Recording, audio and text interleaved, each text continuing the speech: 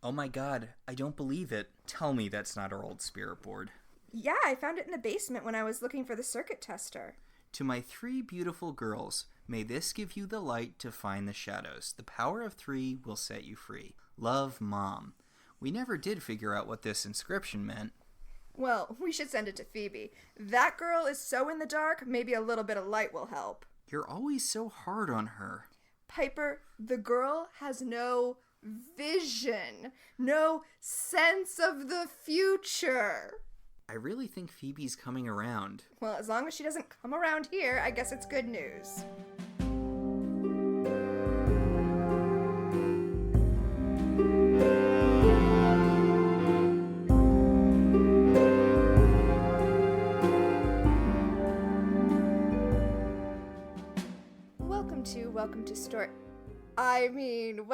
Welcome to Halliwell Manor. I'm Max. And I'm Tina.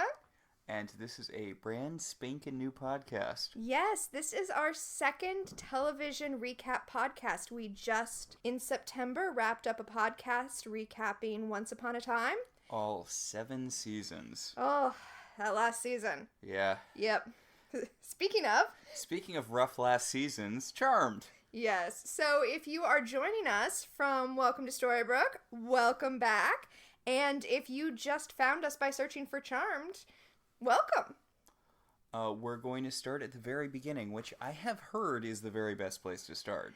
Yes. Well, not the very, very beginning, because that would be the unaired Charmed pilot. We are not going to talk about the unaired Charmed pilot. I did think that maybe we should do that at some point, or maybe as like a preview episode, but it's the exact same script, just with a different actress playing Alyssa Milano's character? Yes. Phoebe Halliwell? Yes.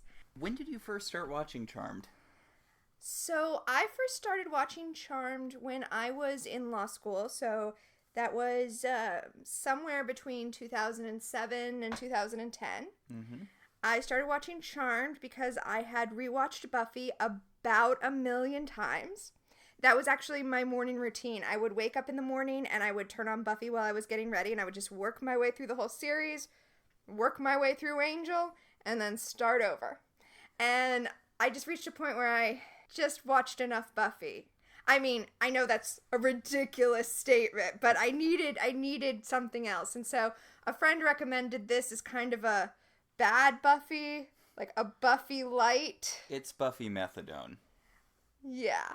I used it in a similar way, although my experience was different. I definitely started watching Charmed before you did. Oh yeah? When did you start watching Charmed? In middle school, which was far, far before 2007. I started watching it as Buffy methadone because I was waiting for the DVDs of Buffy to come out. I was watching it through DVD because it was not airing where I lived. And while Charmed was also very much not on DVD, it was playing on, God, I don't know what network, but it was playing on one of my networks basically all the time. Okay, like on USA or something? Yeah, it was like USA or, I want to say UPN, but I know that's wrong. But it was playing a lot on TV, so I started watching. It actually threw me right into the Evil Phoebe arc. What a weird place to start. Although, to be fair, my first episode of Buffy was Sub Rosa, because I just turned on the TV, and that is a weird place to start. The episode immediately after Once More with Feeling. Really? Yeah. Huh. Tabla Rosa. Tabla Rosa, yeah. Sorry, Sub Rosa is the Highland sex ghost episode of Star Trek The Next Generation. Little different. Little different. Not that much different from Charmed, though. That episode would have fit in perfectly in Charmed. I actually got the first season of Charmed when it came out on DVD. And fun fact about those, like, when I get DVDs, I don't care about the extra features. I just want to watch the episode. And for the first time, I bought a DVD and it was just, like, the episodes. Like, it was the plainest, probably cheapest DVD. And I was like, you know what? This is good. This is exactly what I want. Oh, see, we're different there. I love director commentary or cast commentary, commentary tracks. And there are not any available on Charmed, which makes me very sad. Because I would love to hear some background on Charmed. You know what would be amazing? A commentary track that's just Shannon Doherty throwing shade at everyone. I was about to say, I feel like the reason you don't see commentary tracks on Charmed is because Charmed is legendary for a lot of things, but one of the biggest is cast drama. Yes. According to Shannon Doherty, the reason she and Alyssa Milano didn't get along is because they were both child stars, and that made them both kind of prima donnas. Wow, that's a little harsh on Holly Marie Combs, who I believe was also in things as a child. Wasn't she a child in Picket Fences? I do not know. That is not a fact I knew. But also, I think Shannon Doherty got along with Holly Marie Combs. In fact, she wouldn't do the show unless Holly Marie Combs was going to do the show as well. Which is funny, because when she was fired, Piper was still there. Yeah, I get the impression Holly Marie Combs got along pretty well with all of her co-actresses. Well, I mean, she still tweets about them, and she still appears to be friendly with everyone, so. Which is interesting given the role Piper has, especially in the early seasons, when she is the middle sister who is constantly playing Peacekeeper. Should we get into the episode itself? First, before we do, I just wanted to say that I think a bunch of people were using this as Buffy methadone, because Charmed was the #1 premiere in WB history back when the WB still existed. Charmed was, and I'm not sure if this is still true, but to my knowledge, Charmed was also, at least for some time, the longest running show with all female leads. That is true as well, beating out the former Charlie's Angels, which was also an Aaron Spelling show. Which also had a fair amount of cast turbulence. Interesting. All right, let's get into the episode. All right. Just in case you didn't know where this show takes place, get ready for the first of, God, 1 million, 2 million, 7 million establishing shots of San Francisco. Yeah, specifically in this case, the Golden Gate Bridge, which is funny. This show was actually shot in Los Angeles, so I think they just had a lot of shots of the Golden Gate Bridge that they sprinkled around so that you would feel like you were in San Francisco. You know how The Simpsons has that one opening couch gag that they use when an episode is running short where, you know... The circus one. The circus one. That's like 1.5 minutes. Yes. I feel like you can tell when an episode of Charmed is running short by how many establishing shots of San Francisco they have, because there are some episodes where it's like 2-3 minutes of just establishing that this show takes place in San Francisco. Yeah, this show has a lot of establishing shots of very San Francisco stereotypical things, and then nothing in the actual show looks like San Francisco. Much like Full House, which makes me think that Full House takes place in the Charmed universe. I don't have anything to follow that up with. I just want it noted that Full House almost certainly takes place in the Charmed universe. If there was a crossover episode where the Charmed ones vanquished Uncle Joey... That would be amazing. It would be amazing. Shows should cross over like that again. Yes. I mean, Urkel came over to the Full House. Yeah, but... I mean, he didn't kill anyone, but... You sound so disappointed. That would make it the greatest episode of TV ever. Alright, let's talk about this show. Alright. So, we've talked a lot about this show being Buffy methadone, but I feel like we should also be clear what it really is, which is an attempt to make a new Buffy.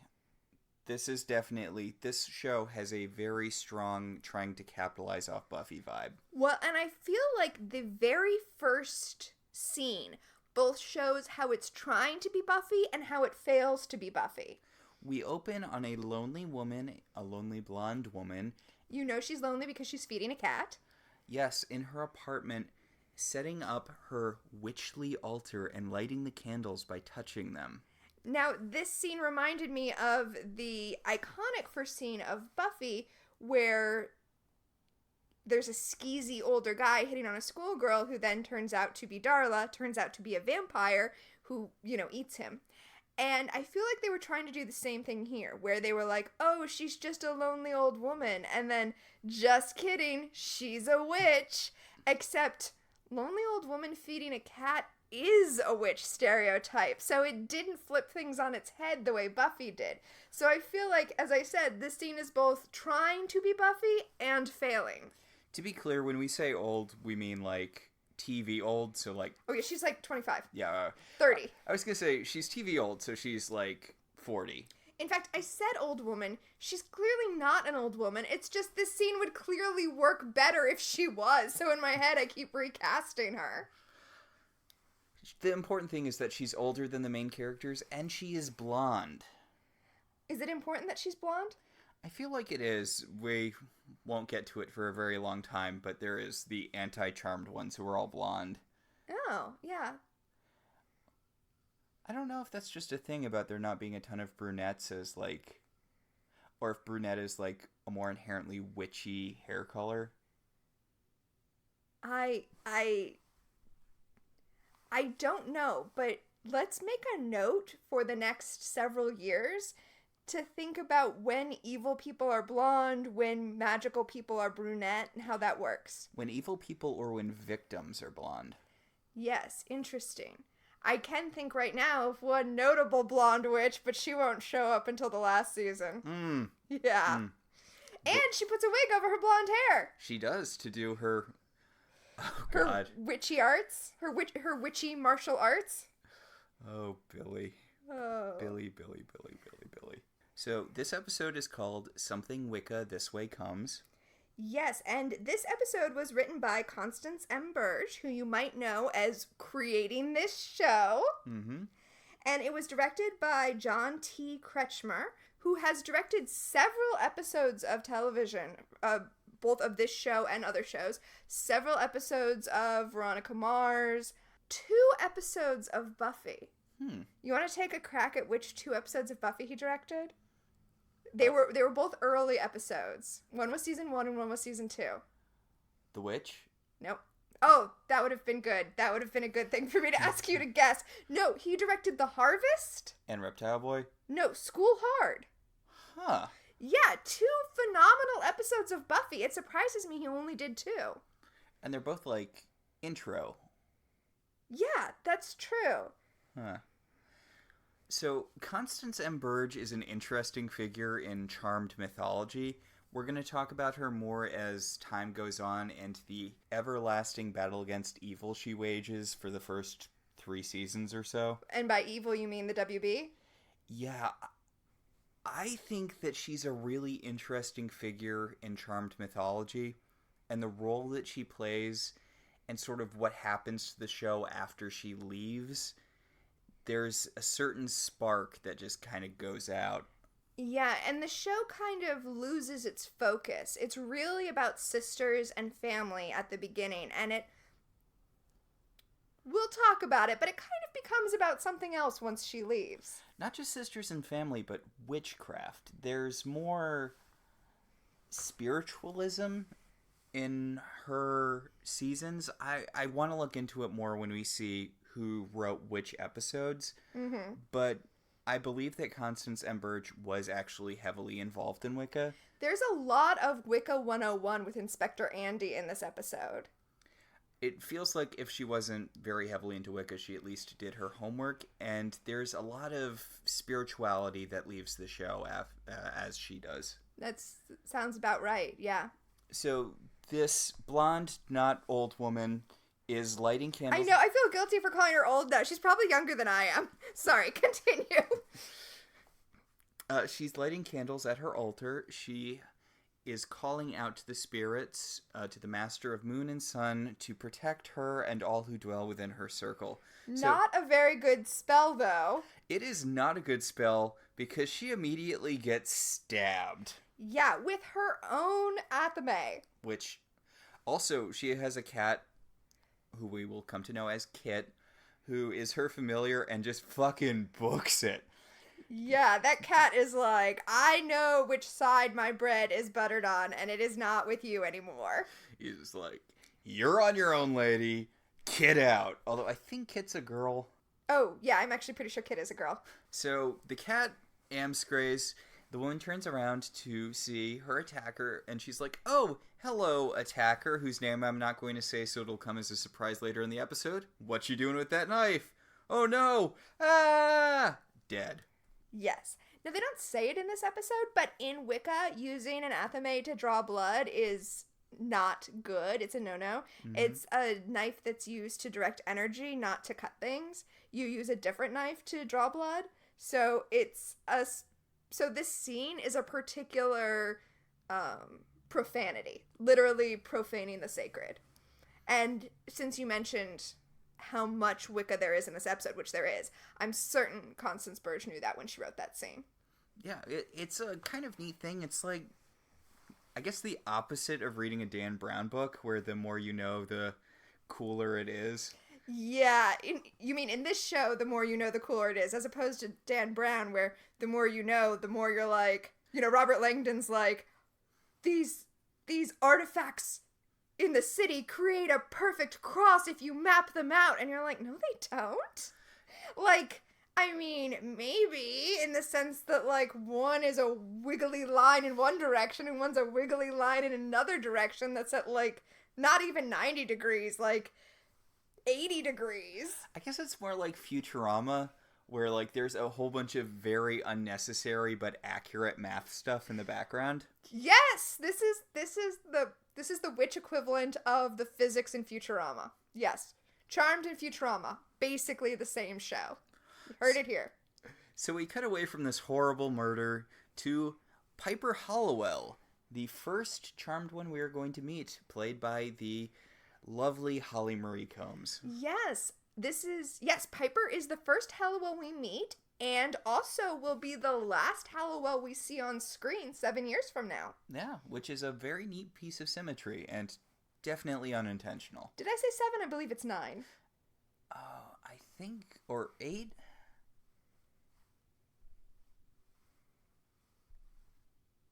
Yes, you're right. It's 8. Yes. 8 years from now, she'll be the last Halliwell we see on screen. Piper, I'm not sure that's unintentional. Yeah, there is a lot of effort to make the first and last episodes match for actually both times they thought they had a series finale. Yes. I'm going to admit, I'm going to put this out there in the universe. Holly Marie Combs, Piper Halliwell is my favorite character out of the three sisters. Really? Yeah, right from the beginning, and honestly, when she gets her sharp personality shift around season 4, even after that. So, my favorite sister is Phoebe until we get Paige, and then Paige is my favorite. So just like a little sister thing going on. That's weird, huh? Yeah, there you are. So, yeah, I feel like Piper gets a lot of the stronger personality-based story arcs. Yeah, that's true. And Piper's the one who gets a more traditional story arc. Like, she gets your classic woman trying to have it all story. Oh, God. I mean... I'm sorry, I just, like, threw myself into Morticia Addams here. Just a woman trying to have it all. Husband, career. I just wish I had more time to commune with the black arts. Yes. Paraphrase. Although you're right. Literally, Piper's storyline in the pilot is about balancing love life and work. Yeah. She basically has her own weird, contained rom-com in the first episode. That's weird and accurate. Yeah. So, Piper is living in her grandmother's home. Her grandmother has died recently. Yes, we learn later in this episode that she first got sick 6 months ago. So, and she's been, according to Prue in this scene, dead for months. So, Prue is the second sister we meet. She's the oldest. She took more of a maternal role. We'll find out later that their mother died. Prue is the eldest sister and the protector of the family. And she is the one played by Shannon Doherty, so don't get too attached. Shannon Doherty doing a voice, apparently. It wasn't until I saw her in other things where I'm like, her Prue voice is fake. Okay, we've talked about this. Mm-hmm. I don't think Shannon Doherty is putting on a voice when she does Prue. I think she's putting on a voice when she plays Shannon Doherty in BH 90210, because I think she's trying to appear super, super nice. That is definitely what she's trying to do in BH 90210. I think she's trying to, like, ape how she thinks nice people talk. Prue has a kind of low, husky voice, which really works for the character. Yes, it gives her motherly energy. She has gravitas in a way a lot of the other characters don't. She's a force to be reckoned with in the show, which is something we'll see more and more as the show goes on. So Piper has received a package which has a fancy wine her boyfriend got her for a job interview. See, right off the bat, Piper, boyfriend, job interview. It's a port, which is a concentrated one. And Piper is a chef, obviously. She's getting ready for her audition meal with the chef that Prue refers to as a knockoff Wolfgang Puck. And keep in mind, this port is a very important ingredient in the marinara sauce that she is going to make. So, Prue has been clearing out the house, trying to get it fixed up since their grandmother died, and she has uncovered the girls' old spirit board. I'm sorry, they're what? Okay, see, fun fact, Ouija is a fictional term that was made up by the Parker brothers. It is owned and copywritten by them. So in order to have a Ouija board in your TV show, if you're not going to cut off a thick chunk of cashola for the Parker brothers, you need to make up your own term, the go-to term being spirit board. Yes, it's your classic Ouija board, although it's like a giant wooden plank that looks like a raw piece of a giant redwood that's just been chopped off and turned into a game board. Yeah, it looks like a piece of lightning hit an oak tree, knocked just a big chunk out of it, and someone shellacked it and put letters all over it. Yes, burned letters in. And a triquetra. Yes, the symbol of the Charmed Ones. So we'll be seeing that a lot. There's also an inscription on the back of the spirit board. The spirit board apparently belonged to their mother. Their mother left it to them, and they never really understood what the inscription meant, but it referred to the three sisters, and although we have not yet met the third sister, at this point Piper and Prue will talk about their flighty sister Phoebe so that we know that she exists, and also that she's flighty. This is where we get a little more of Piper, a little more of Piper's role in the first few seasons as the peacemaker between the two of them. Prue and Phoebe both have very... I believe the diplomatic term is strong personalities. Yeah. They do not get along. Prue is upset at Phoebe for not being around after their grandmother died. Piper is trying to very subtly ease Prue into the idea that Phoebe may re-enter their lives. Prue is not having any of it. While they are having this discussion, in the background, the pointer on the spirit board starts to slowly move. Now, they never say actually what's causing the pointer to move, but I assume that it's their mother, Patricia. Yes, Patty Halliwell. Yes. There is a thing later in the show. There are two powerful magical items, one which almost immediately stops getting used, the spirit board, and the other, the Book of Shadows. These items belonged respectively to their mother and grandmother. The Book of Shadows can move independently too. We're led to believe that that is the ghost of their grandmother manipulating the book to help them out. So I think it's fair to say that the spirit board is being manipulated by the ghost of their mother. I think it's interesting that this show established early and kept on consistently with the idea that there are certain objects tied to certain people and that the movement of those things indicates that that ghost is there kind of watching over. The spirit board for Patty, the Book of Shadows for their grandmother, and once she dies, the front door of the house for Prue. This episode and every season finale episode after this ends with the door to the manor closing on its own. In this episode, it's clear that Prue is the one doing it. She's standing there. She's telekinetically closing it. And after she dies, it's implied that it's her ghost doing it. God, can you imagine how much it would suck? Your grandmother gets your ancestral tome of power. Your mother gets a legitimate way to connect to the spirit realm. You get a door. Well, I think Prue gets the whole manor. I think that this is showing, you talked about how motherly she is. I think Prue is literally the heart of the house. Which also sucks for her, given how much it explodes later. It's basically the Xavier Mansion. Yeah. It's nice for the producers, though, because it means they can indicate the Prue's around without having to pay Shannon Doherty to come back. Likeness rights. Oh. This is not a spoiler-free podcast. There are going to be a lot of spoilers in this podcast. Prue eats it. Phoebe becomes the queen of hell at one point. Piper has a million god babies. Actually, she has two babies. One's a god baby and the other's Chris. Yeah, but the one that is a god baby is a baby of a million gods, so I think that's still accurate. He's a million gods, like, stuffed into one baby. Oh, yes. He is the most powerful baby in the universe! And also the true king of England. Yes, he is also the true king of England and the most powerful baby in the universe.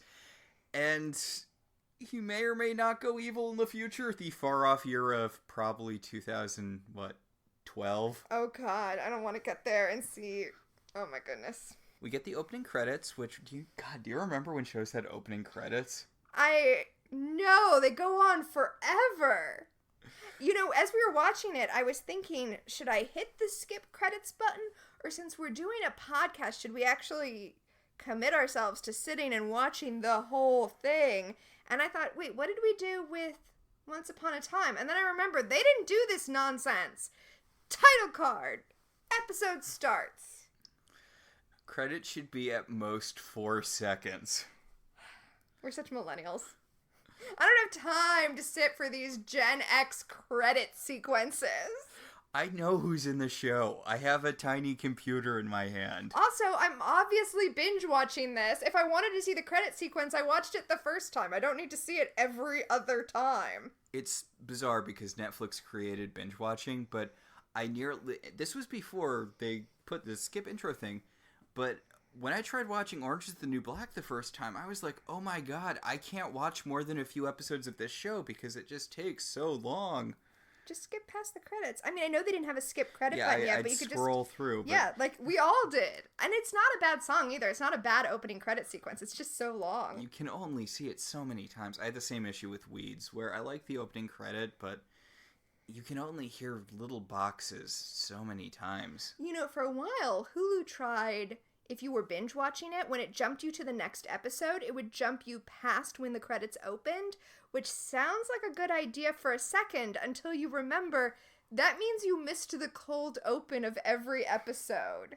So, speaking of cold opens, this is the episode proper. I feel weird calling this the episode proper because we got so much in the pre-credits. It's true, we did. Well, I mean, we got introduced to the Charmed ones, minus Phoebe, who only got talked about.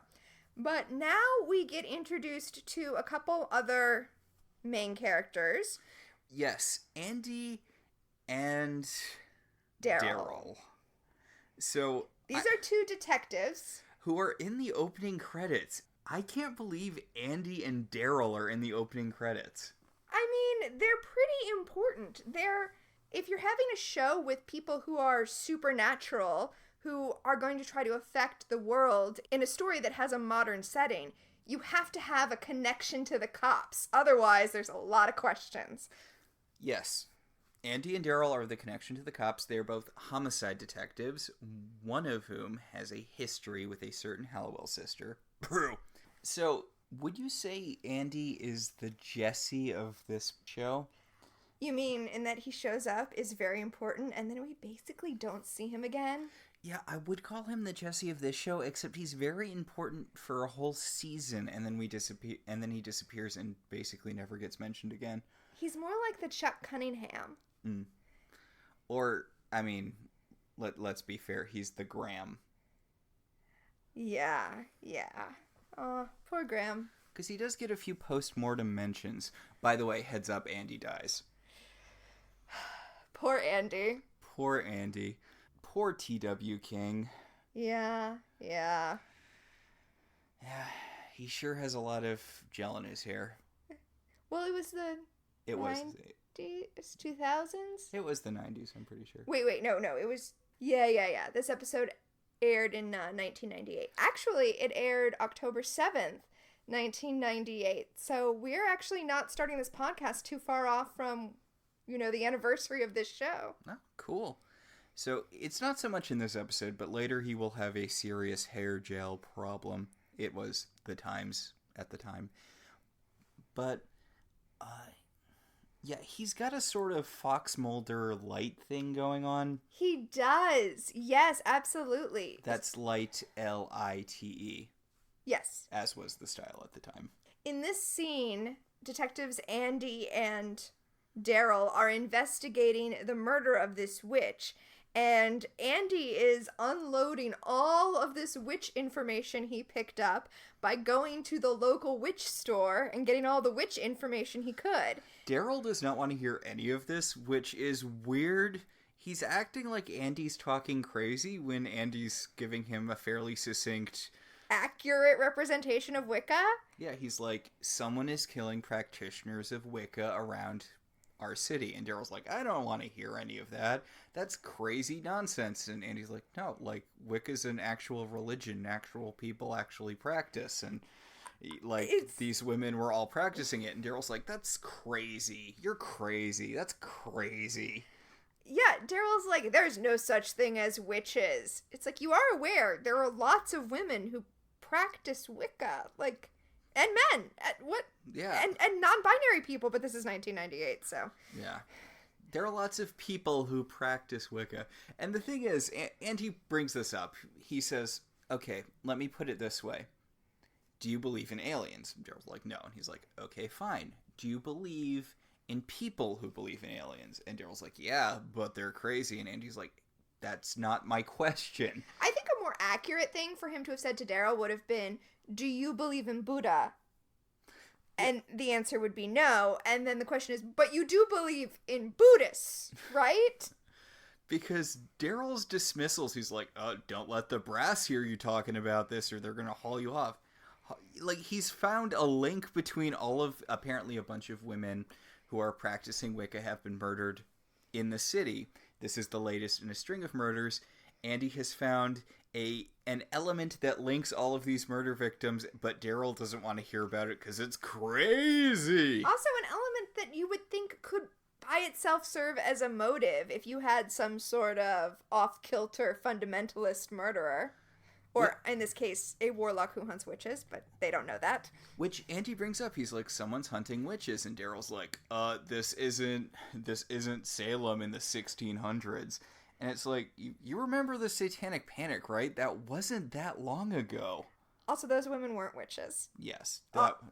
The Satanic Panic was its own completely different thing. Oh, no. You meant in Salem. Yeah, I meant in Salem. Those women weren't witches. Also, they weren't Satanists during the Satanic Panic. Also, Daryl should personally remember the Satanic Panic. He was definitely an adult during it. Ugh. After they have it out, Daryl goes off to do some more investigating, and Andy is approached by Jeremy Burns, a reporter who wants the scoop. God, Burns. Yes. Like fire. Yeah, no, I got it. Like hell. I got it. He's a warlock. He's a warlock.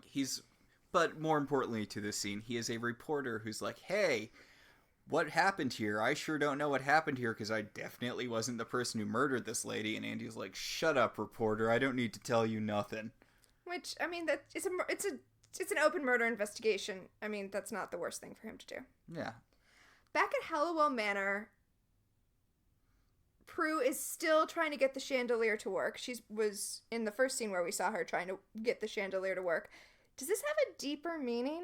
The chandelier does this magic thing in this episode when their powers are unlocked, and again later when we meet Paige. I think it's supposed to have some deeper connection to the magic of the house, but it doesn't come up as much as, the hollow in the basement. Okay, between watching this show just on my own and watching this show in preparation for this podcast, I've probably seen this episode like 10 times, and I never noticed the chandelier activating. Yeah.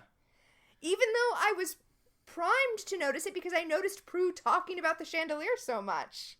Anyway. Piper is still subtly trying to plant the idea that maybe it wouldn't be so bad if Phoebe moved back in with them to Prue. She's talking about how, hey, maybe they could get a roommate, and in exchange for a rent break, they'd help, fix stuff around the house. And Prue's like, that's a good idea. And Piper says, well, Phoebe's really good with a wrench, which, no, I doubt that. I highly doubt that. Well, I could see first season Phoebe being good with a wrench. That's true. She gets weirdly less competent as the show goes on. As her confidence rises, her competence lowers. Yes. Prue's like, yeah, but it's not like Phoebe's going to show up and start trying to live with us. And Piper's like, oh. So apparently Phoebe has gone off to New York. We don't know this at the time, but we will find out later in this episode the reason she went to New York was to look for their estranged father. So it makes sense to me that Prue is upset. That's a thing that's worth getting angry about. So Prue actually has a bunch of reasons that she's angry with Phoebe, one of which will only be important in this episode. Oh, yes, we'll talk about that in a second. But Piper points out to Prue that the house was left to the three of them in their grandmother's will, so they can't exactly tell Phoebe she can't live there. She's ditched being subtle, and she's just like, hey, Phoebe wants to move back in with us. I've been talking to her behind your back. She lost her job. She's out of money. She needs a place to stay, and you can't say no. And then Alyssa Milano just walks through the door. So this is either terrible timing or amazing timing. Yeah, she's like, found the hide key. And I really like Phoebe's character early on. Phoebe's kind of a screw-up. She's the youngest sister. She's the baby of the family. She was a bad kid. Well, I also feel like Phoebe, as the youngest, is the one who everyone always assumed would screw up, but she wasn't really given a chance. She wasn't really given her independence to try things on her own, and that added to her both not learning to do things on her own, but also not getting a chance to appear competent. She's got a real youngest sibling thing going on. I do like this particular take on the character, where she's got what I suppose would be the sisterly equivalent of the reformed rake. It's really interesting to introduce a character at the end of a particular character arc. Yeah. Because she was rebellious in the past. She's not now, but she's in a sort of intermediary stage where she's moving into being a more responsible person, but she still has to deal with all of the baggage of things she had done in the past. When she walks in, Prue immediately assumes that her plan is to pressure the other two sisters into selling the house so she can take the money and run off and be irresponsible again. But Phoebe tells her that no, she wants to move in. She wants to reestablish their sisterly bonds. She wants to be a part of this family, which includes this house that's been in their family for generations. Phoebe also mentions the thing that really shattered their bond as sisters, which was an incident with Prue's ex-fiancé. Yes, Prue thinks that Phoebe had sex with her fiancé, and her fiancé confirmed that. Phoebe says that's not true, that she did not have sex with Roger. I'm not sure if I'm just not remembering, but is this all we ever get of that backstory? I think this is all we ever get of that backstory. I also think this speaks to a running flaw in Prue's character, where she believed Roger over Phoebe. Yes. She has a real strong tendency to lack faith in her sisters, which comes from being the oldest and feeling like she always has to be responsible and feeling like she's treating them like children now, even though they're women in their 20s. Honestly, a lot of the early character work in Charmed is incredibly solid. Yeah. Piper is trying to smooth things over, as is her role. That's the middle child role, right? Yeah, she's like, look, I knew that Phoebe was coming, so I've prepared a nice reunion dinner so we can all sit and kind of cool down a little bit. And Phoebe says, I ate on the bus, which I take to mean that she took a bus from New York to San Francisco. Ooh, that could not have been fun. No, that does not sound like a pleasant trip. Also, earlier in this scene, Piper mentioned that she's known for 2 weeks that Phoebe was going to come join them. Honestly, Phoebe probably got on that bus 2 weeks ago. Prue says she's not hungry. Phoebe says that she ate on the bus, and they both go off to separate parts of the house. We cut to Phoebe in her bedroom, what will presumably be her bedroom, watching a newscast about the murdered girl. On a thick-ass old TV. It's so small and thick. I know, well, it's 1998. Since you brought up the thick-ass TV, and also there's some real grandmotherly furniture in this room and decorations, the lamps, the wallpaper, it's all very grandmotherly. Mm-hmm. I just wanted to bring up This house was presumably these three women's childhood home, right? Phoebe mentions it. She's like, I grew up here too. When Prue's like, we're not selling the house. Phoebe's like, I know. This is my house. I grew up here. We all grew up here. Isn't it weird that there doesn't seem to be any remnant of their childhood in their rooms? That does seem kind of bizarre. And I mean, I get it not in Piper's room or not in Prue's room because they've moved in there as adults a few months ago. They do say that they both had apartments that they gave up to move into this house. But, I mean, Phoebe's room should look like a teenager's room. It gets mentioned a few times that Phoebe left when she was really young.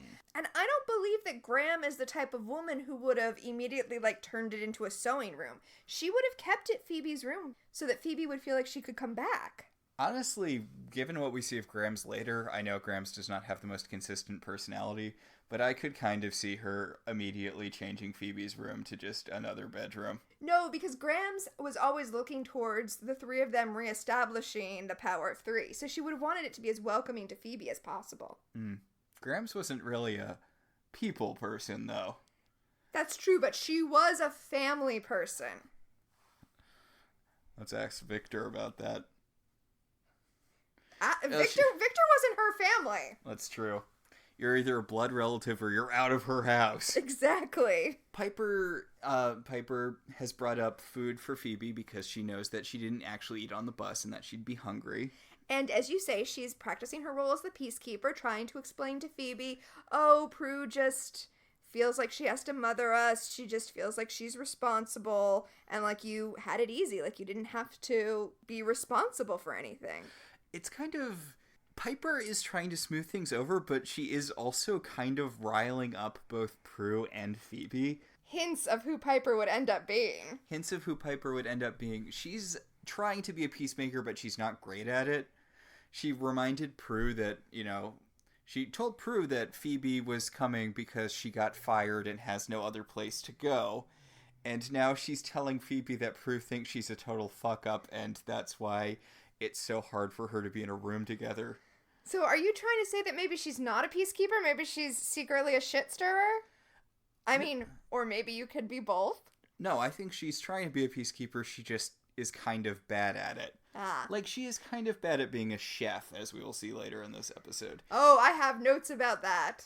So Prue brings in some blankets because she says this room is always the most drafty. So she's trying to make a peace offering to Phoebe. A peace offering where she doesn't actually have to talk to Phoebe. Those are the best kinds of peace offerings.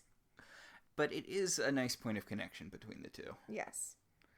So, back at the murder scene, Andy points out that the murder victim has the same tattoo as the other two murder victims, and brings up his whole witch theory again. Daryl dismisses it again. They are really hammering this point home. Daryl has an interesting role with the occult. Daryl is going to be in this show for a very, very long time, and the attitude we're seeing him have here towards magic will last far beyond Andy. Yeah, and I thought you were going to say far beyond when it should. Like, there's a point in time where it's no longer rational to deny what it is that you're seeing. Their argument over whether or not witches are real is interrupted by the cat, which did not help that woman at all when she was being murdered. Yes, the cat makes an appearance, and Daryl warns Andy not to touch it because apparently it scratched the fuck out of everyone else, but it immediately lets Andy pick it up and cuddle it, and he sees that on its collar is a medallion with the triquetra on it. Yes, the same symbol we saw on the spirit board. Speaking of which... we cut from that back to the Halliwell Manor, where Phoebe and Piper are messing around with the spirit board. And talking about Jeremy, who is Piper's boyfriend. Yes, the reporter we saw earlier is Piper's boyfriend. And Piper is telling Phoebe the story of how they met. Phoebe's acting like it's cute, but it is actually a super creepy meet cute. He saw her crying at the hospital when Grams was first admitted, and he gave her a napkin to cry on that had his phone number on it. He hit on her when she was in the hospital, upset about her sick grandmother. What kind of monster. Well, I guess we're gonna find. I didn't even do that on purpose. Yeah. We're literally gonna find out what kind of monster does that.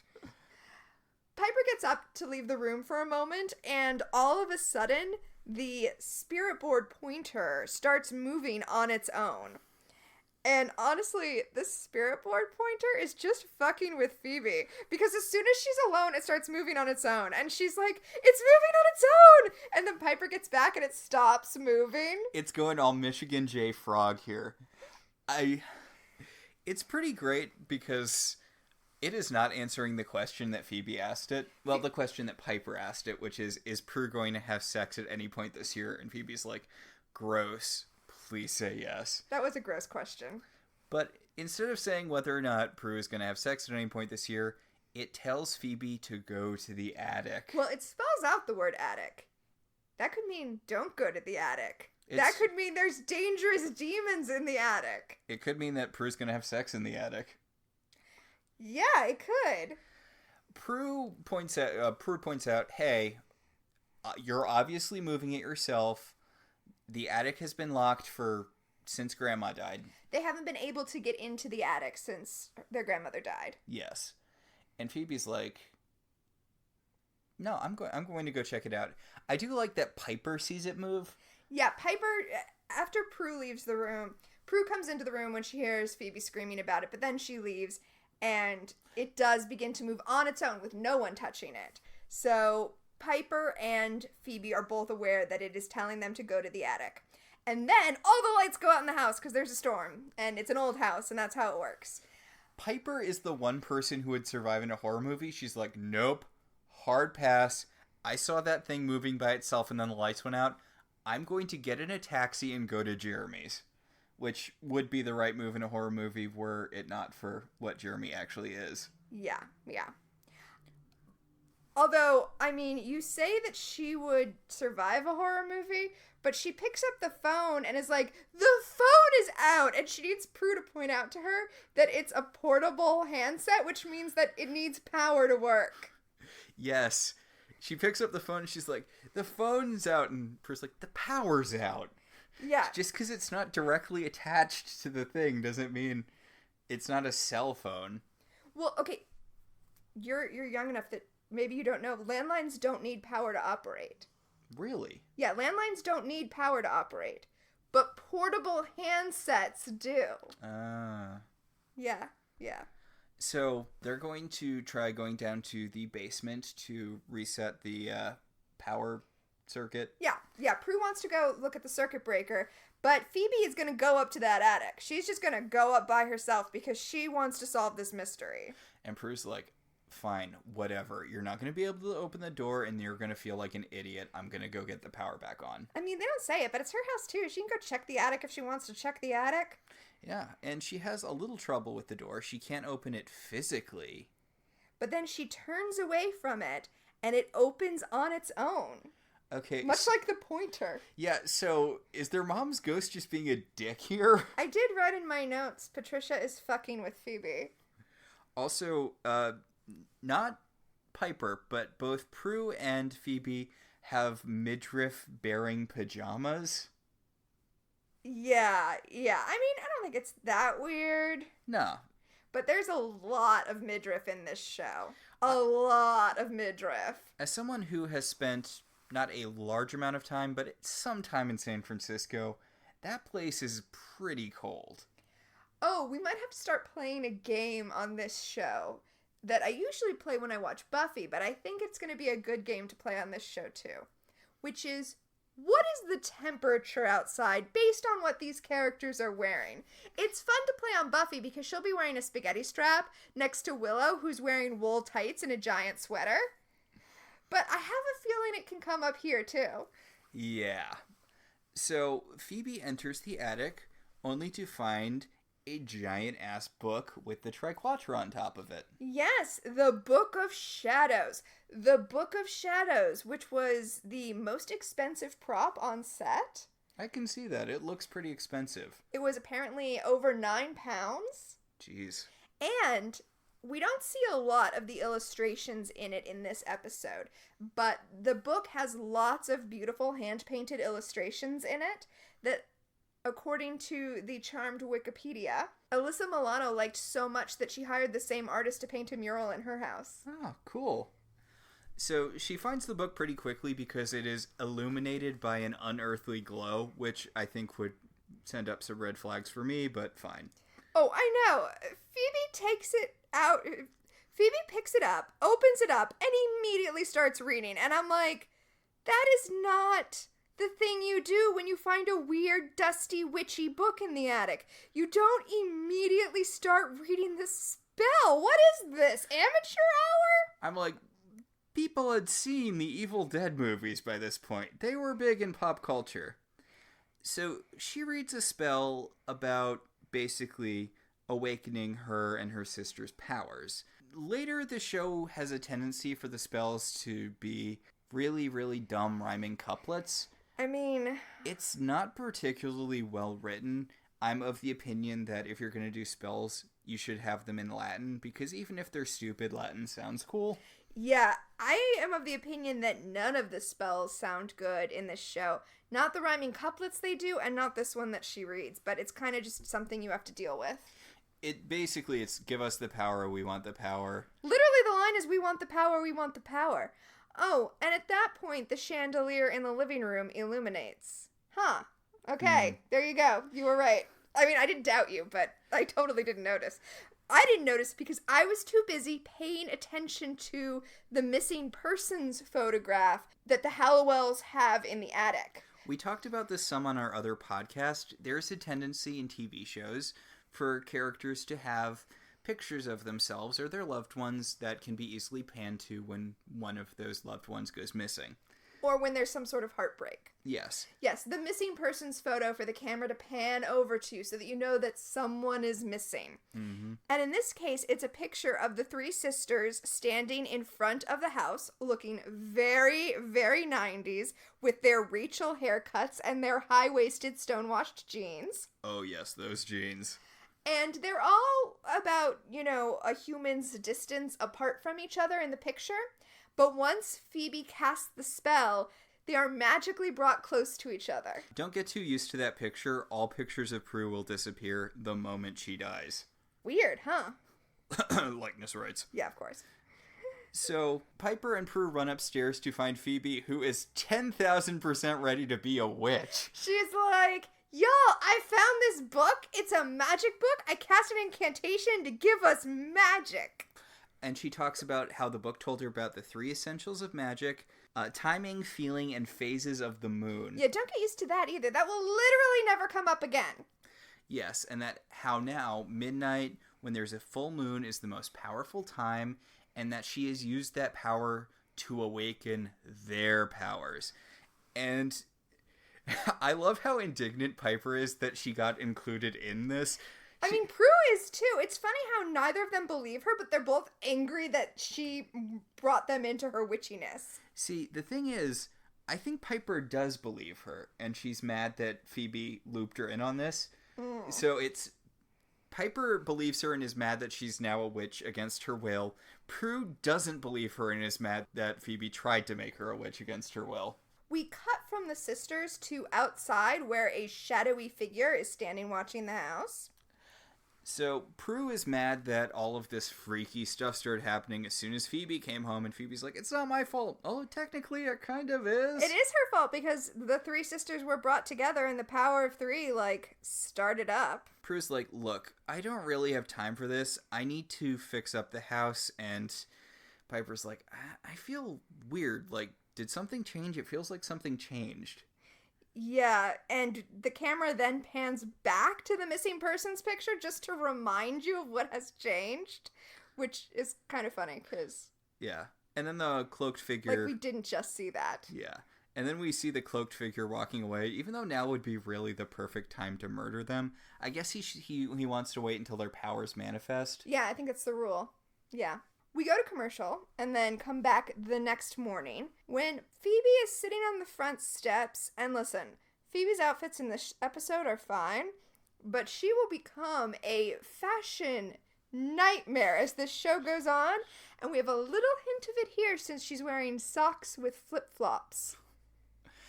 I mean, I can see that. It's morning in San Francisco. She's wearing the flip-flops just to go outside, and she's wearing the socks because it's cold. I mean, if this was a one-time thing, I wouldn't blame her, but considering what we see her wearing later, just wanted to point it out. It's a harbinger of things to come. So, Piper joins Phoebe on the stairs. She's getting ready for her interview at the restaurant, and she asks Phoebe, she's like, so you're up early? And Phoebe's like, yeah, I was up late all night reading about magic, because this is really interesting stuff. Phoebe has finally found her purpose. Her purpose is to be a witch. And which is good because it does sort of tie into the fact that this is a character who has had no direction for a really long time, and she came back home to try to find herself, and she found this new avenue to explore. She also tells Piper what she discovered reading the Book of Shadows, and tells us as well, that they are descended from a long line of witches, starting with Melinda Warren, who was burned for being a witch. That Melinda had 3 special powers: the ability to see the future, to freeze time, and to move objects with her mind. She says that Melinda gave birth to a line of witches, and that it was foretold that there would be 3 sisters who would be the charmed ones, who would have a greater power than any other witch who existed.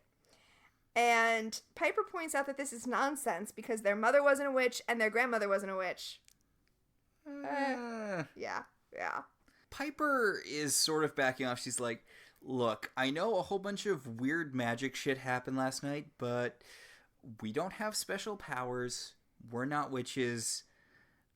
I don't want any part of this. Like, it's best to just move on. And Phoebe's like, come on, witchcraft, powers. How are you not so into this? Okay, honestly, how are you not so into this?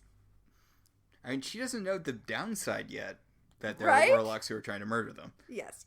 We go from Piper on her way to her job recipe audition thing to Prue at work at the museum where she works. And let me tell you, Max, this scene is too fucking real. Prue is talking to her ex-fiancé, who is also her boss at the museum. Yes, he has recently been promoted above her through not a small amount of wheeling and backdealing, as he not so subtly reveals over the course of this conversation. Apparently there's an exhibit coming up, and Prue has done all of the legwork to gather all of the items for the exhibit, and it became so important that this guy just had to take it over. He convinced the board that they needed someone better than Prue to do it, and that person was him. It's so fucked up. He starts calling Prue Miss Halliwell, and she's like, when did you start calling me Miss Halliwell? Was it when we stopped sleeping together, or was it when I returned your engagement ring? And he said, one was certainly more enjoyable than the other, which doesn't make sense. Did he enjoy not sleeping with her anymore? Yeah. Well, I mean, I guess he might have enjoyed getting the ring back. I mean, probably not the ring. I mean, it's the sort of sentence that I can see someone saying because it makes sense in your head, and then you're like, oh, wait. They say it, and then they're like, good burn, and then, no, not really. Prue is very angry. She is so angry that she will use the very first power that we see used in this show.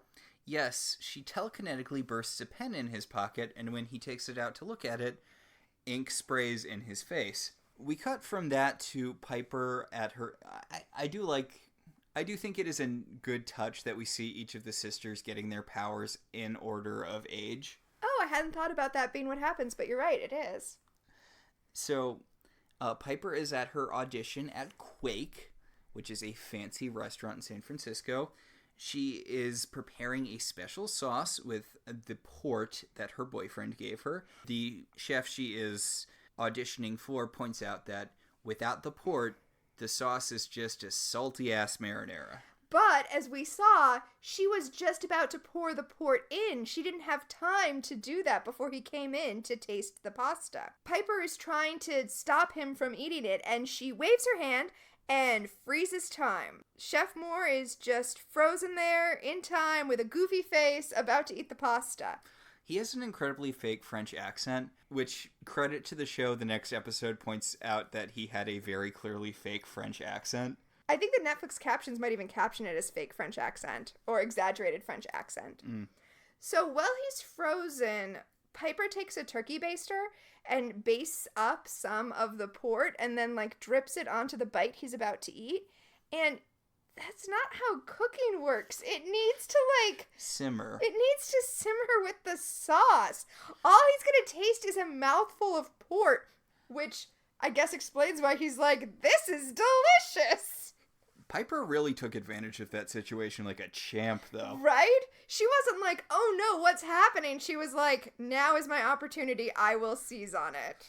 Back at the museum, Roger has changed his shirt. Roger being the name of Prue's asshole ex-fiancé / current boss.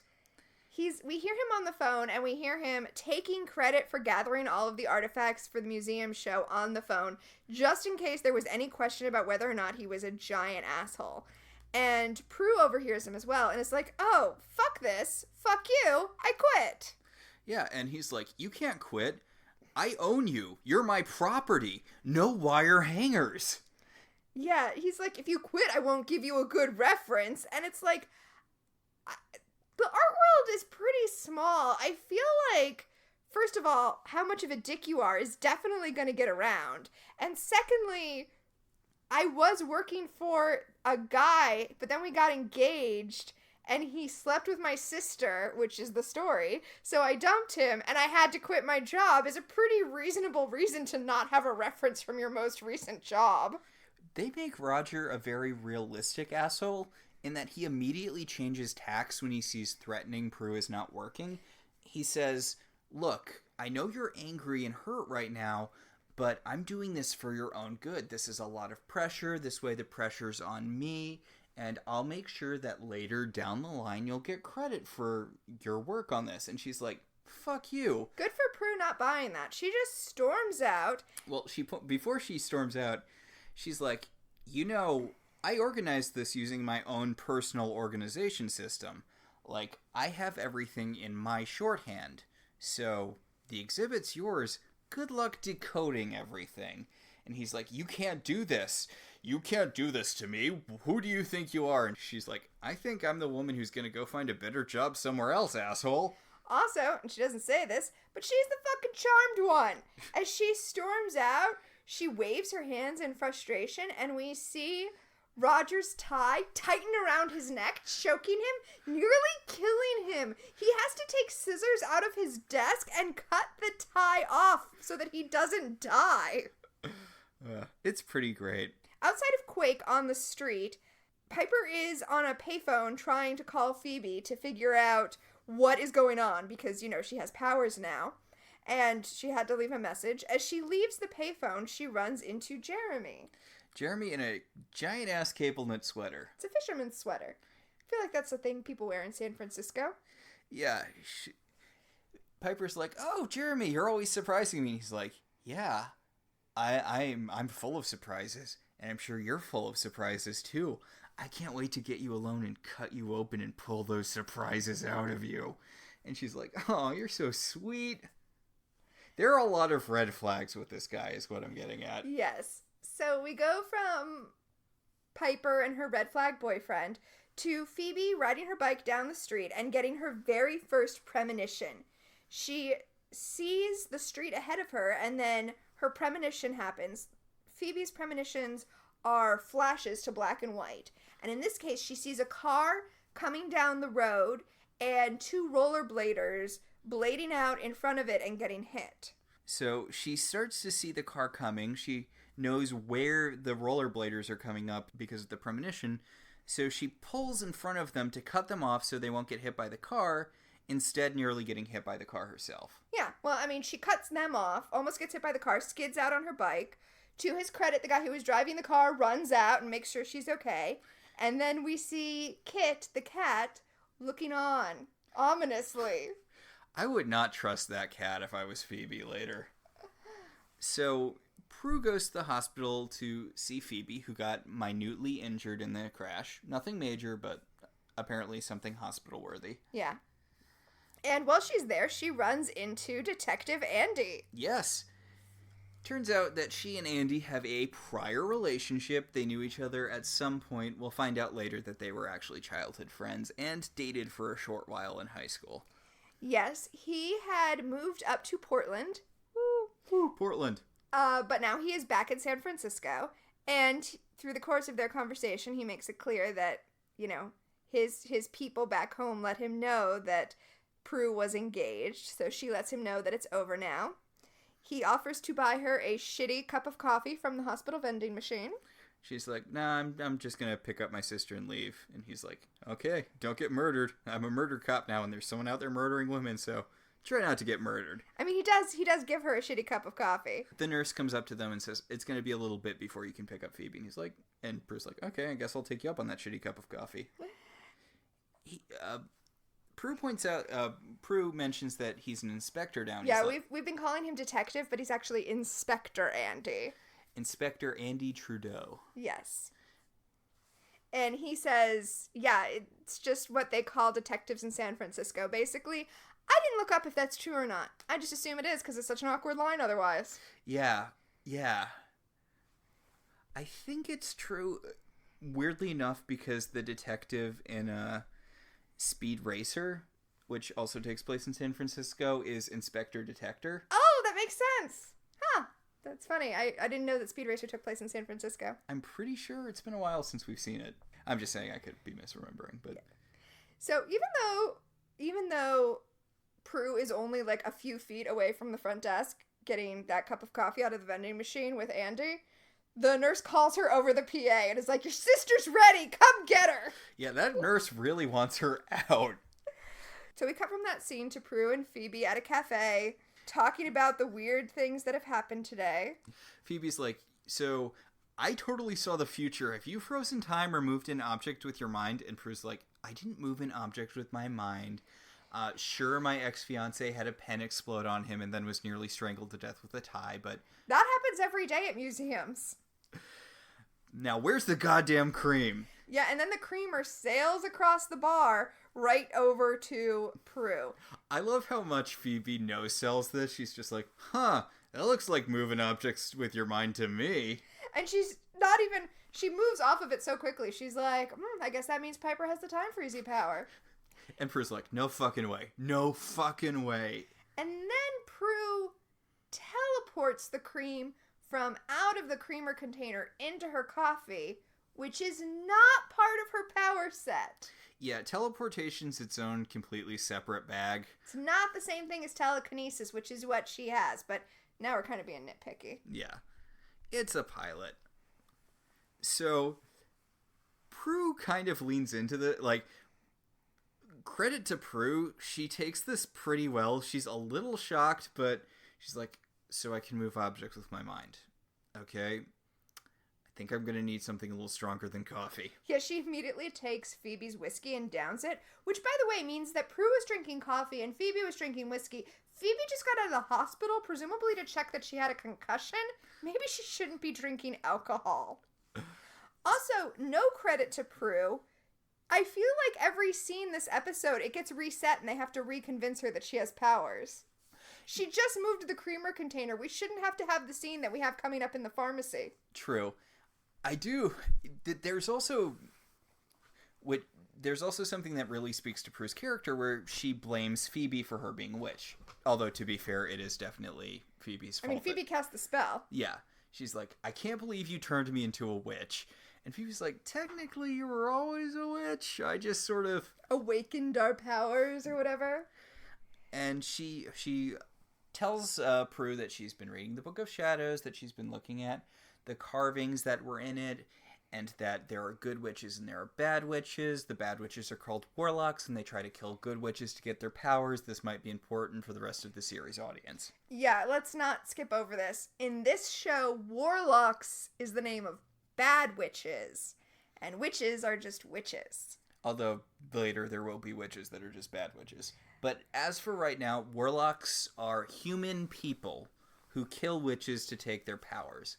And above warlocks are demons who are just naturally magically evil. Also, speaking of Prue blaming Phoebe for things that maybe are Phoebe's fault, she mentions that before their powers were awakened, they weren't really in danger. But now that their powers are awakened, there's definitely going to be a shit ton of warlocks coming after them. Yeah, because they've got cool powers, and warlocks are going to want to kill them and take their cool powers. Also, they're the charmed ones, so they kind of have to kill them, because otherwise they're the charmed ones. Although, really, demons could just kill people in any place that isn't San Francisco. Well, I mean, it's the Buffy thing again, right? Yeah. So we go to a taxi cab where Piper is riding with Jeremy, and they've apparently gotten Chinese takeout because they're eating the fortune cookies in the back seat of the car. Piper asks Jeremy if he believes in supernatural things that can't be explained, and he's like, well, yeah, I believe in fate or destiny or whatever you call it. Or miracles. Miracles. And who eats Chinese food in the back of a cab? I was thinking about how rude that is, but I did mention they're eating the fortune cookies because maybe they ate the rest of the Chinese food in a Chinese restaurant, like normal people, and didn't bring it into a cab. I would be so mad if I was that cabbie. So, Jeremy reads his fortune, and it says that tonight he is going to be on top. And Piper takes the fortune away and notes that, no, it says soon you will be on top of the world. Which you'd think that the fortune would actually tie in somewhat to what Jeremy is or what's going to happen to him. Nope. If this was Buffy, maybe, but nope. Yeah, I thought it was going to be like, I don't know, life for you is a bed of roses, or you are definitely going to explode tonight. Speaking of, Jeremy says he just had an idea, and instead of going back to his place as they were planning, they should go to this cool abandoned warehouse he knows about. Okay, Piper's been dating him for a few months now, but 6 months. 6 months, but I feel like that's still a red flag thing. 6 months is enough time to know someone enough to trust them to go to a warehouse. I guess. So, at the pharmacy, Phoebe is picking up her prescription, which presumably she can take with alcohol.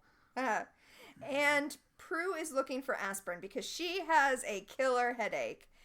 They are walking down the aisle looking for the aspirin, and Prue is gradually freaking out more and more. Also convinced that she doesn't have powers, even though they just saw it.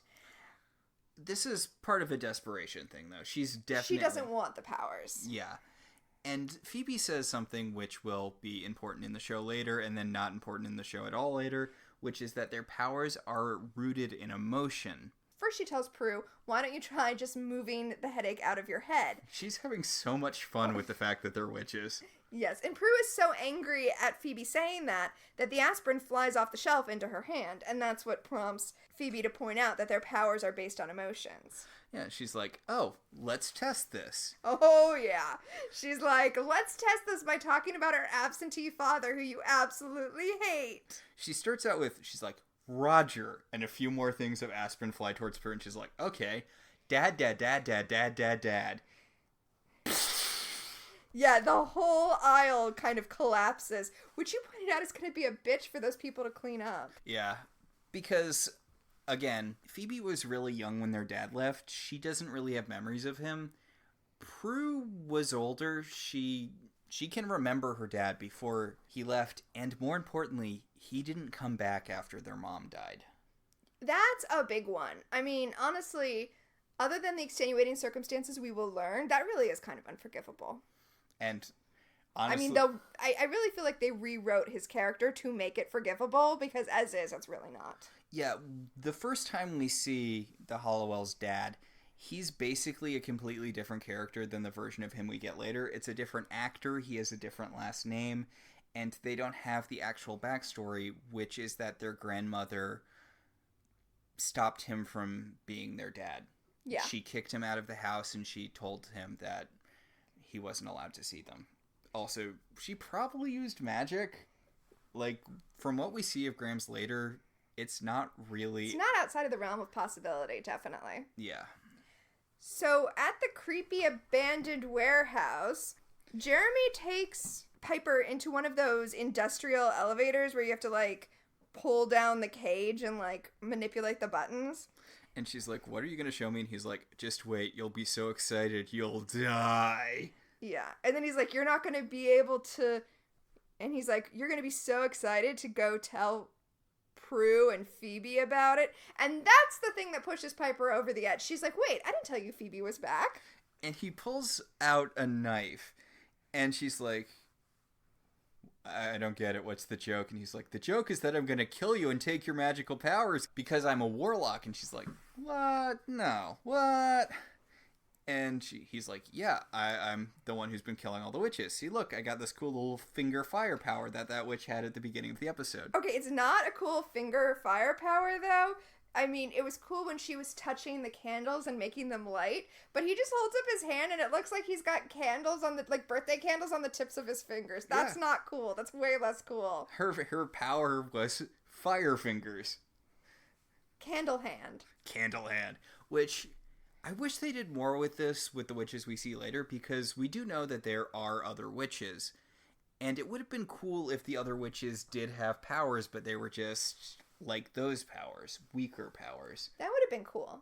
But the witches we see later don't. They have, like, Charmed 1 level powers because the show kind of loses its shit pretty quickly. Yeah. So Jeremy rears back with the knife. And his face does this weird swirl thing. Like an After Effects scrunch effect. Yeah, it's not great. And then it immediately goes back to regular face. Oh, it's almost like they wanted to do a version of Vamp Face. Yeah. And then they immediately realized it was a terrible idea, but didn't take out this one shot of it. That's exactly what it feels like. Yeah, this would be where the vamp face would kick in. They honestly probably should have just left the effect out. Yeah. I honestly, it feels like they forgot to take it out. But Piper freezes time and crawls out of the elevator. This first episode feels really light horror movie. There are a lot of light horror elements to it, which the show sadly ends up dropping later. Oh yeah, this will not really be a horror show later, but the crawling out of the elevator and then of course time unfreezes. And actually, a lot of the first season does feel like it has horror elements to it. Well, the one about the hollow in the basement is definitely a straight up horror movie. I mean, even the one with the shapeshifter that's coming up. Oh yeah, I guess so. Later it'll just be about the girls' romances. Yeah, it definitely takes a sharp turn into I don't want to say sitcom. Well, let me just drop this real fast. Constance and Burge really wanted this show to be about family and about sisters and about sisterhood. And about witchcraft. Yes, but specifically, I feel like she gave it a real haunted house vibe, right? There's a whole genre of horror movies that are based on kind of, this is going to sound terrible, the horror of family. Yeah. Right? Like you've got your Exorcist, which is mentioned in this episode. You've got your Babadook, Rosemary's Baby, and those are all like motherhood horrors. I can't actually think of any good sister horror movies, but that's definitely what this show was going for. Ginger Snaps. Of course, how could I? I know it's more of a monster movie than a... Yeah, but no, that's now I'm splitting hairs. Yeah, of course. I feel like a terrible human for forgetting Ginger Snaps, the most classic sister horror movie of all time. See, I'm taking it from a little bit of a different direction.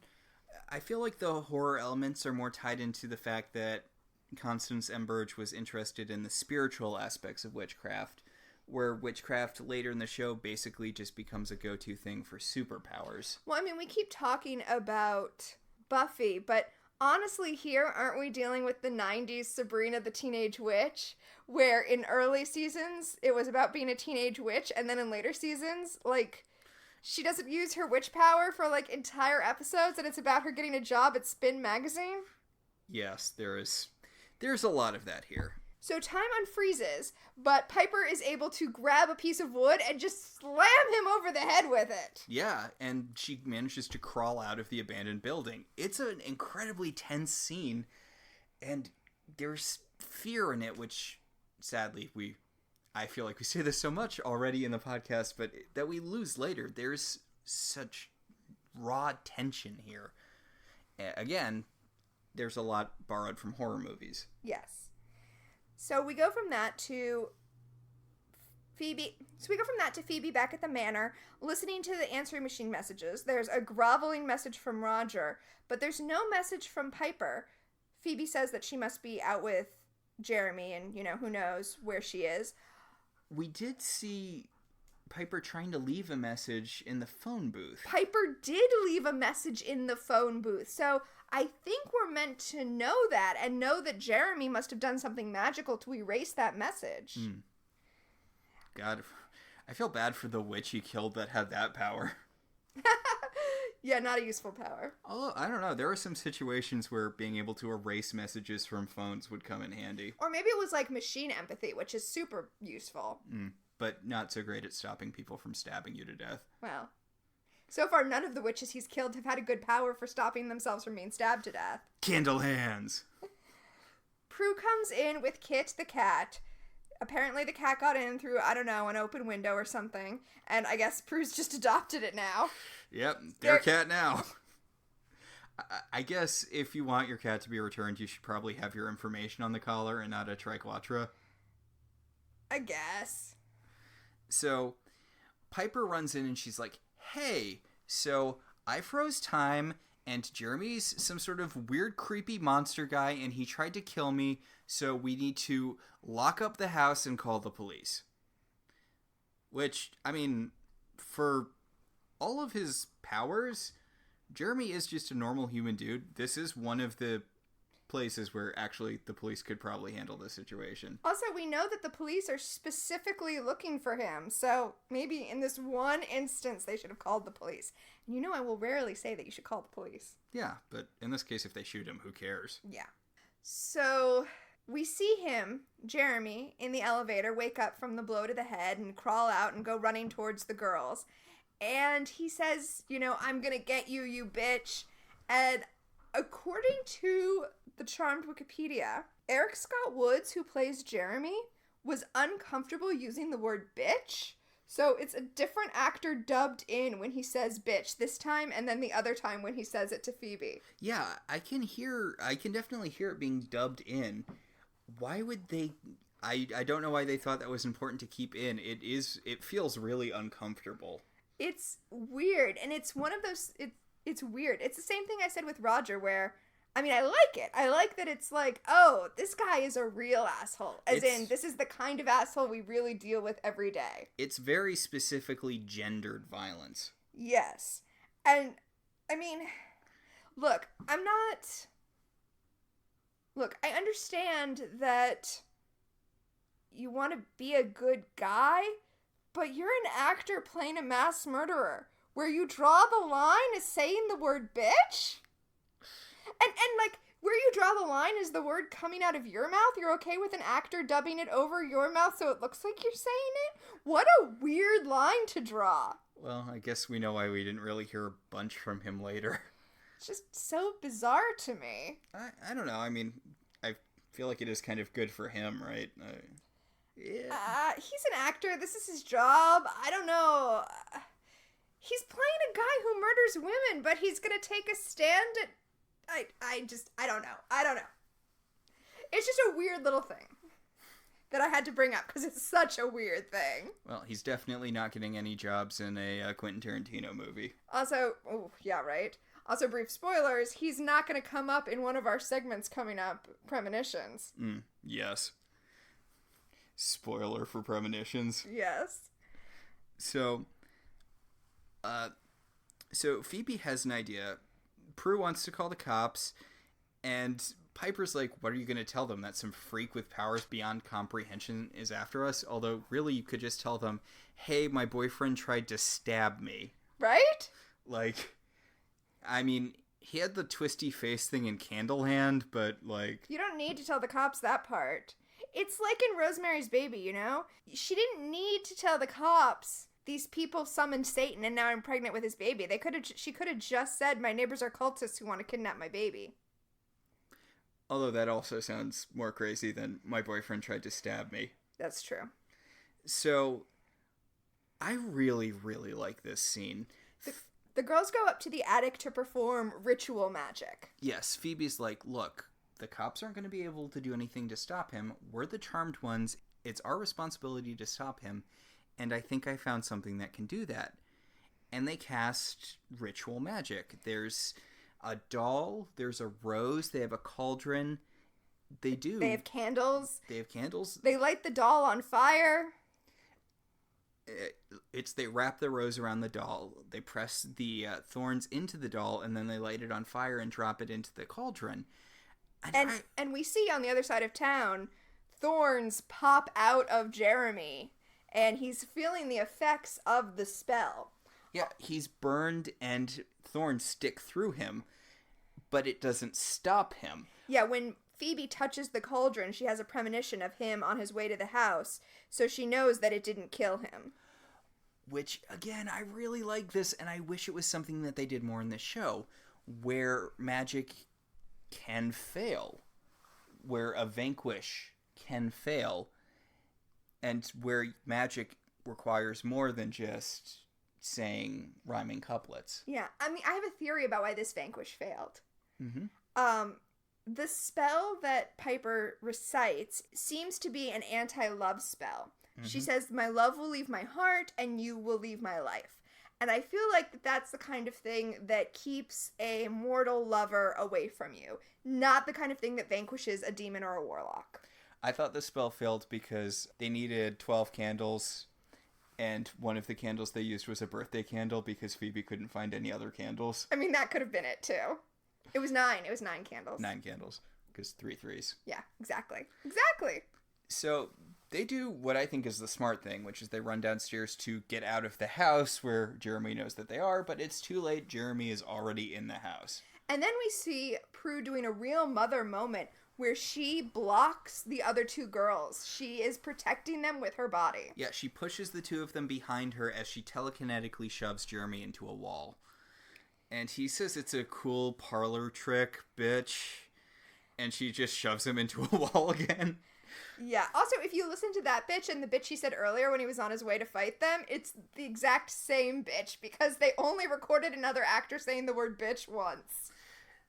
It's a little masked by the fact that they start doing this effect on his voice where it's all echoey. And apparently he killed a witch with telekinesis because they run up to the attic and they barricade the door, but he starts moving the objects away from the door. Apparently he also killed a witch who had the power to see through objects because he's like, did you think a chair could stop me? And then he moves the chair away. Did you think a dresser could stop me? And then he moves the dresser away. Then he blows up the door. Where are all these cool-ass powers when you were trapped alone with Piper in the in the abandoned building? It's true. And then he throws a fireball at them that creates a giant circle of fire around them. Yeah. He should have done that before he tried to stab her, and then she wouldn't have been able to run away. Also, dude, you're just making it harder for you to stab them. It's true. You're putting a thing between you and them so that they can do their very first Power of 3 spell. Yes, they all hold hands and they start chanting, the power of 3 will set us free, which is one of the things that was written on the back of the spirit board. Weird pull, but fine. Sure, it's the only thing they know, and they have it memorized because they've probably read the inscription from their mother many, many times. Yeah, Prue pointed out earlier, she's like, Phoebe was always moving it when we played it when we were kids. Yeah. So while they're doing this incantation on him, he does this weird thing where I feel like he's setting up the concept of the show. He's like, you might vanquish me, but I'm only one of millions of foes that you may meet. A bunch of different warlocks are going to come after you, and it's going to be bad, and then you're going to fall in love with the source of all evil, and oh. They're going to come at you in different sexy forms every week where you'll meet them in different exotic, erotic locations. And then the costumes! Yeah, then he blows up. Which, it's weird because he shoot after the fire, he shoots a wind ball at them and they're surrounded by wind. And what was the point of that? I thought the wind was being created by their spell. I did too, but he points at them and there's a little wind ball that pops out. And what was the point of that, dude? Yeah. Also, what was the point of that special effects department? It would have made more sense if the wind was from them casting the spell. Yeah. But apparently repeating the power of 3 will set us free a whole bunch, makes him explode. He does this very Power Rangers waving his arms above his head. It seems like he kind of gave up on trying to kill them near the end. Yeah, no, then he just became the guy delivering the message about what they're going to have to face week after week. Yeah. Yeah. So we go from that to the next morning. The girls seem pretty cool about having killed a guy. Yeah, because... a guy who, keep in mind, was a human. Yeah, let's be clear here. Warlocks are human people who kill witches to get their powers, so not great, but they did make a human living man explode. But like I said, Prue's fine with it. She goes outside to get the paper, and waiting outside for her is Detective Andy. Yes, Detective Andy, who she's like, oh, he's like, I feel bad for, the shitty coffee I got you earlier. And she's like, so you got me good coffee? And he's like, no, this is mine, which is a cute exchange. It is cute. But he wants to ask her out for dinner. And she's like, I don't know. Like, we'll see. A lot of stuff is going on in my life right now. I just found out I'm a witch and my sister's back in town. And I have a cat now. So there's a lot going on. I feel like, honestly, this part is also setting up what's going to happen week after week, because she's like, oh, I don't know. I have to balance my life and my love and keeping my secret and going on dates, and wow, this is going to be complicated. And then she does say that she's going to call him, but she goes in to talk to her sisters, and she's like, wow, being a witch and also dating is going to be weird. Yeah, and Piper's like, yeah, but you can bet that it's not going to be boring. All of the adventures we're going to get up to with our new powers. Piper also says witches get the best guys, which is not going to prove to be true, y'all. Nope. Unless you mean Cole. I honestly think Cole was the best. I like Leo, too. I think Leo is a good guy. I mean, we'll talk about it when we meet Leo. We'll talk about Leo. Not that there are not issues with Leo. Andy notices, because Phoebe comes out holding Kit, that, Phoebe has Kit now, which is kind of suspicious since that was the cat that belonged to one of the dead witches. But I don't think that actually gets followed up again. I don't think so either. This does begin one of the, I think, longest running gags in Charmed, which never gets brought to attention by anyone in universe.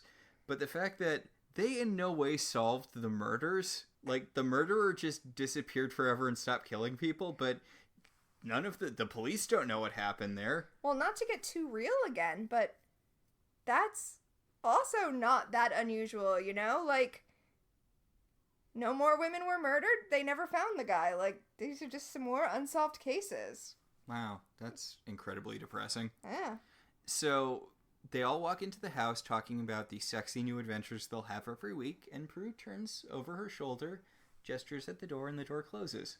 And that's the end of the first episode of Charmed. So a lot of pilots have issues where a lot of people don't like to count the pilots as the first episode. Tina Fey famously talked about how she never watches the first episode of 30 Rock because it doesn't feel like the actual show to her. It's not a good episode of 30 Rock. In fact, it's funny, on Slate this week, slate.com, there was a random article in the entertainment section about how you should really start 30 Rock with Tracy Does Conan, and you should ignore everything that comes before because they didn't know what they were doing yet. But weirdly here, I feel like the first episode of Charmed might also be one of legitimately the best episodes of Charmed. I think there are some shows that have good pilots, and I definitely think Charmed is one of them. And I was looking at the IMDb ratings because somebody in the Charmed wiki mentioned that this is the, quote, highest rated episode of Charmed. And I'm like, rated by who? So I went to IMDb because IMDb does ratings for every single episode, and it's rated high. It's like an 8.4, but it's not the highest rated, but it's one of them. I was thinking like in terms of viewership. I don't think that's what they meant either. Huh. But yeah, I think this is one of, if not the strongest episode of Charmed. It comes out fairly fully formed right out of the gate. You get a strong sense of these characters' dynamics. There are a few things that feel a little expository, but not in a way that takes you out of the story. Well, Constance and Burgess really had a strong concept for what she wanted to do. And I think that we're going to find, we'll see if this is true, in the coming weeks, but I think that we're going to find that episodes written by Constance Burgess are the strongest. I also just want to kind of put out here that this show got accused of ripping off The Craft a lot. Literally, other than the fact that it's about witches, there is nothing similar to The Craft about this show. Well, they both use that song, the I'm the Sun, I'm the Air song. That's in both of them. But it was the 90s. That song was everywhere. Yeah. But, yeah, there's not really a lot of overlap between the two other than they both have witches. It's a ripoff of The Craft, kind of. The Covenant? The Covenant. Which is a... Boycraft? It's basically The Craft if The Craft was softcore gay porn. I mean, that sounds like a great selling point. Yeah, if you want to see Sebastian Stan in a very, very homoerotic young role, The Covenant's the movie for you. I mean, I'm sure there are lots of people who do. Yeah, I have been on the internet. So let's talk about our segments that we're going to do on this show. Yes, we have 3 segments. Like the Charmed ones, the power of 3 will set us free. And these 3 powers are... Premonition is our first one. So one of the cool things about Charmed, one of the things I like about Charmed, is how many guest stars there are on it. How much, hey, it's that guy, or before they were famouses pop up on Charmed. There are a bonkers amount of before they were famous. Zachary Quinto is on the show before he was famous. Rainn Wilson. John Cho is coming up. Yeah. Amy Adams is on this show. Like, there's a lot of people who become famous later. Hell, even Kelly Cuoco was on this show before she was Bazinga. Penny on The Big Bang Theory. She'll always be Bazinga to me. Yes. Our second segment is called Time Freeze. Yes. Where we find what very specifically dates this show. Wait, do we want to do each segment? Yeah. So our premonition for the first episode, we're mostly going to be talking about the careers of the 3 actresses who starred in this. Yeah, so unfortunately, there were no really great guest stars on this episode. But, of course, we do have the 3 sisters. We have Shannon Doherty, more commonly known to everyone as Brenda from 90210. Yes, premonitions will work both forwards and backwards, as we will see people who were once famous and people who will be famous. Yes. Also, Alyssa Milano plays Phoebe, and of course, you know Alyssa Milano from Who's the Boss? Oh, I was going to say the Double Dragon movie where she's a gang leader. Okay, people might know that, but I think the thing she's known for is Who's the Boss? Yes, she was in a lot of stuff in the 90s. Well, Alyssa Milano tried really, really hard to break out of the child actress prison by doing a lot of softcore movies. Speaking of Rose McGowan, which we will at some point. Yes. But before we get to Rose McGowan, we have the third sister, Piper, Holly Marie Combs. Who you would probably know from Picket Fences. I think that was the big thing she was in. I actually didn't know that about her. The thing I knew about her is that she has an uncredited background role in The Craft. Wow. Yep. So that is our premonitions, which are all, backonitions or memories for this show. Postmonitions. Postmonitions, of course. But I'm sure we'll start seeing the future as soon as our powers are more established. There you go. Our second segment is Time Freeze. Yes, where we find the things that specifically date this episode in time. And boy, our cup runneth over here, don't we? I know. So I just wrote down one, which is Phoebe checking the answering machine for a message from Piper, and when there isn't a message, having no other way to contact her. Yeah, I was gonna say payphones. Yeah, payphones, definitely. Also, Piper has that weird stringy bang thing in some of her scenes, but not all of them. That was a thing in the 90s. She definitely has 90s bangs. And as we saw in the photograph, in the missing persons photograph, she's got, the Rachel haircut there.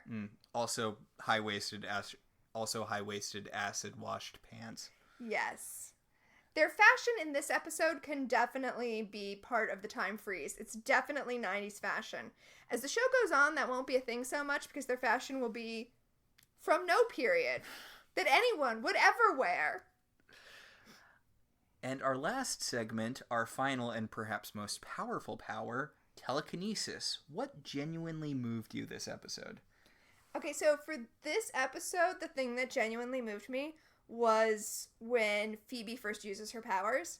Phoebe being able to save the rollerbladers, because it's just a moment where you know that she's been so adrift her whole life, and she finally has, the mission. She knows that this is what she was meant to do, and she's excited to do it, and she actually saves 2 lives. Yeah, there's no hesitation there. She just goes for it. She has the premonition, and she just does what she can. For me, the thing that genuinely moved me was a very small thing that you brought up, but I thought it was such a great touch. The fact that Prue pushes Phoebe and Piper behind her when Jeremy breaks into the house. Oh, yeah, that was a good one, too. And the thing is, it's subtle. It's just a little body movement, but it works so well, and it does so much to establish her character as someone who is harsh but does genuinely care about her sisters. It's a really good use of body language. Yeah, I think that's a good moment. So I think that does it for Something Wicca This Way Comes. Next episode, which we'll be talking about in 2 weeks, is called I've Got You Under My Skin, and the Netflix description is, a good-looking man kidnaps young, beautiful women and sucks their youth and beauty out of them to keep his own youth. Now he has designs on Phoebe. So I think that'll about do it this week. Yeah, I think that's about it. Our show is partially listener-supported. If you want to be one of those supporters, you could head over to our website, www.welcometotelevision, and click on our Patreon link. We'd like to thank our current $5 and above patrons, Beryl, Patricia, Sam, Cassidy, Alex, Alicia, Ryan, Maricruz, Rosa, Javier, and Benjamin. If you'd like to support the show in other ways, you could always rate and review us on Apple Podcasts. It helps other people find the show. And we would especially appreciate it if you would give us a rating this week. Ratings the first couple of weeks that you're on Apple Podcasts are the most important for boosting your show up, helping us be seen in that algorithm. And so we'll actually also shout out any reviews we get this week as well. Yes. If you want to talk about this episode or really any episode of any show, you can join our Facebook group, Welcome to Television. We can also be contacted at I Love TV Zines on Twitter or at ilovetelevisionzines@gmail.com. So until next week, I'm Tina. And I'm Max. And this has been Welcome to Halliwell Manor.